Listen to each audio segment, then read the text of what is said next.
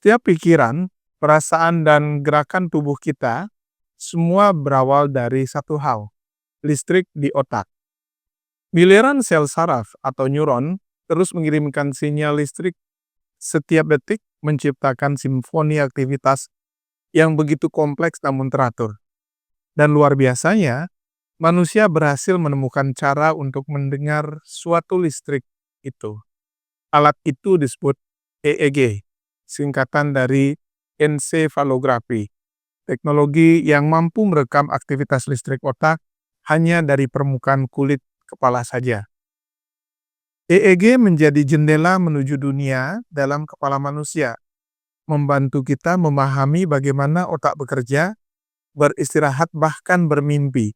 Mari kita selami.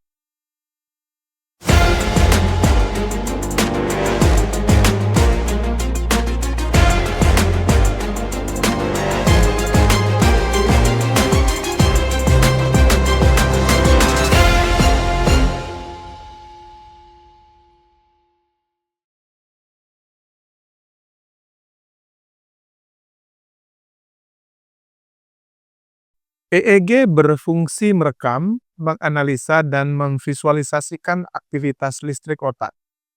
Sinyal ini sangat lemah, hanya berkisar antara 20 hingga 100 mikrovolt. Tapi, dari sinyal sekecil ini, kita bisa mengetahui banyak hal tentang kesehatan otak. Dalam dunia medis, EEG digunakan untuk berbagai hal, seperti mendiagnosis epilepsi dan gangguan kejang, salah satu aplikasi yang paling penting. Mendeteksi gangguan tidur seperti sleep apnea atau insomnia. Menilai fungsi otak pasien koma atau vegetatif, kemudian memonitor efek anestesi selama operasi. Dan kini, berkembang untuk brain-computer interface, teknologi yang memungkinkan manusia berinteraksi dengan komputer hanya melalui pikiran. Dengan kata lain, EEG adalah penerjemah aktivitas listrik otak menjadi bahasa yang bisa dimengerti manusia. Kisah EEG dimulai pada tahun 1875 ketika Dr. Inggris Richard Catton menemukan bahwa otak hewan menghasilkan arus listrik. Namun temuannya tidak langsung diakui dunia. 50 tahun kemudian, tepatnya di tahun 1924, seorang psikiater asal Jerman bernama Hans Berger melakukan eksperimen legendaris. Ia berhasil merekam sinyal listrik otak manusia untuk pertama kalinya. Berger menemukan dua elektroda di kepala, menghubungkannya dengan galvanometer, dan merekam fluktuasi halus di kertas. Inilah momen pertama dunia melihat gelombang otak manusia. Berger menemukan dua pola penting. Gelombang alfa berkisar antara 8 hingga 13 Hz, muncul saat seorang dalam keadaan tenang dan rileks. Sedangkan gelombang beta 14 hingga 30 Hz muncul ketika seseorang fokus menemukan aktivitas sehari-hari. Meski awalnya diragukan, karya Hans Berger pada akhirnya diakui sebagai tonggak sejarah neuropsikologi. Secara sederhana, EEG bekerja dengan mendeteksi arus listrik yang dihasilkan melalui neuron-neuron di korteks.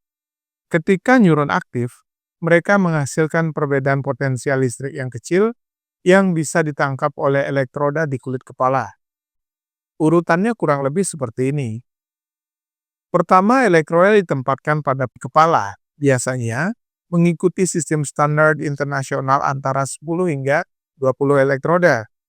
Kemudian elektroda ini mengangkat perubahan potensial listrik antar titik di permukaan kepala. Kemudian sinyal listrik yang sangat kecil ini diperkuat oleh amplifier karena amplitudenya sangat lemah.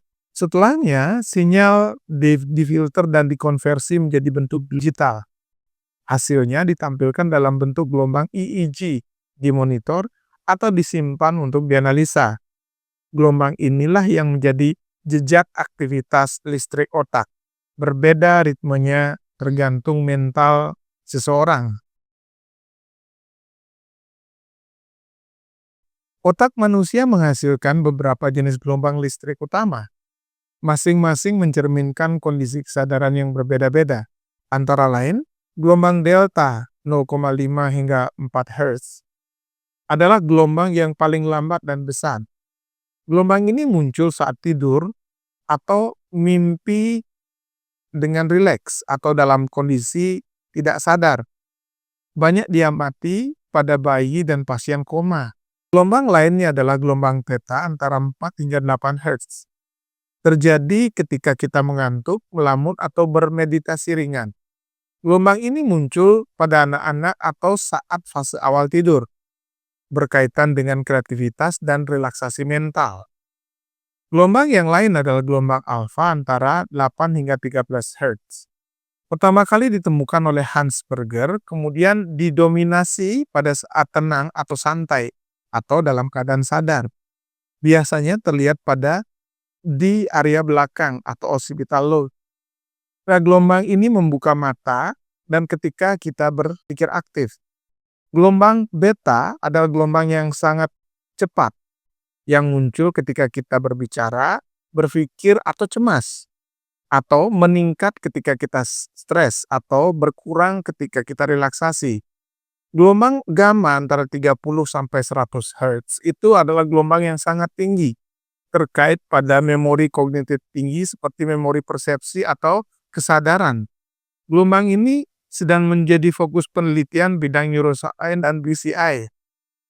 Kombinasi kelima, gelombang ini membentuk ritme kehidupan otak. Dalam kondisi sehat, iramanya harmonis, tetapi dalam kondisi gangguan, pola ini menjadi kacau dan disitulah EEG berperan. Komponen utama adalah elektroda yang menjadi sensor utama berbahan logam seperti perak klorida AgCl atau emas. Yang kedua adalah amplifier untuk memperkuat sinyal otak yang sangat kecil. Seterusnya adalah filter untuk menyaring noise listrik atau artefak otot. ADC atau analog to digital converter untuk mengubah sinyal analog menjadi digital. Selain itu ada unit penyimpanan dan tampilan untuk menampilkan gelombang EEG di layar. Sistem grounding dan reference memastikan sinyal stabil dan aman dari gangguan luar. Selanjutnya, elektroda dipasang menggunakan topi EEG dengan 8, 16, 32 hingga 128 kanal tergantung dari apa yang diinginkan. Berdasarkan penggunaan EEG, dibagi menjadi beberapa jenis seperti EEG klinik. Digunakan di rumah sakit untuk mendiagnosis epilepsi, trauma kepala, dan gangguan tidur. Ambulatory EEG adalah alat portable yang bisa dipakai pasien di rumah selama 24 jam untuk merekam aktivitas otak dalam kehidupan sehari-hari. Yang ketiga adalah intraoperatif EEG, digunakan untuk memantau aktivitas otak selama operasi saraf atau anestesi. Brain Computer EEG adalah sistem canggih yang memanfaatkan sinyal EEG untuk mengontrol komputer, kursi roda, atau prostetik hanya dengan pikiran. Teknologi ini membuka masa depan baru terutama Neuralink. EEG termasuk alat non-invasif dan aman, namun tetap memerlukan standar keselamatan. Seperti penggunaan gel konduktif agar elektroda menempel dengan sempurna. Yang kedua, pastikan kulit kepala bersih dari minyak atau kosmetik. Kemudian, hindari lingkungan dengan gangguan listrik noise yang tinggi. Lakukan kalibrasi dan uji impedansi setiap kali atau sebelum pemakaian, dan pastikan pasien nyaman atau rileks untuk menghindari artefak otot. Untuk teknisi elektromedik, tugasnya adalah memastikan sinyal otak yang ditangkap benar-benar murni, bukan noise dari alat. Beberapa produsen global EEG terkenal adalah Nihon Kohden dari Jepang, Natus Medical dari AS, Cadwell Brain Product dari Jerman, Neurosol dari Rusia. Di Indonesia, sejumlah universitas dan startup biomedis mulai mengembangkan EEG portable dan low cost, terutama untuk aplikasi pendidikan dan neurofeedback serta riset BCI. Contohnya adalah Prototipe EEG berbasis Arduino atau ESP32 dan ADS1299 buatan mahasiswa teknik biomedik. Proyek EEG Neurofeedback Lokal untuk terapi stres dan meditasi. Selain itu, riset kolaboratif kampus dengan rumah sakit untuk EEG monitoring epilepsi secara real time.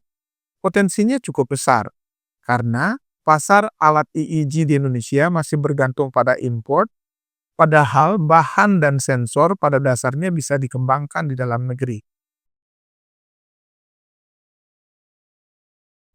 Mahasiswa dan insinyur biomedical engineering punya ruang yang cukup luas untuk berinovasi pada bidang ini. Beberapa pengembangan yang menjanjikan antara lain EEG portable berbasis IoT untuk mendukung monitoring otak dari jauh. Integrasi dengan AI untuk deteksi otomatis kejang-kejang dan stres otak. Yang ketiga seperti sistem neurofeedback digital untuk terapi psikologis tanpa obat.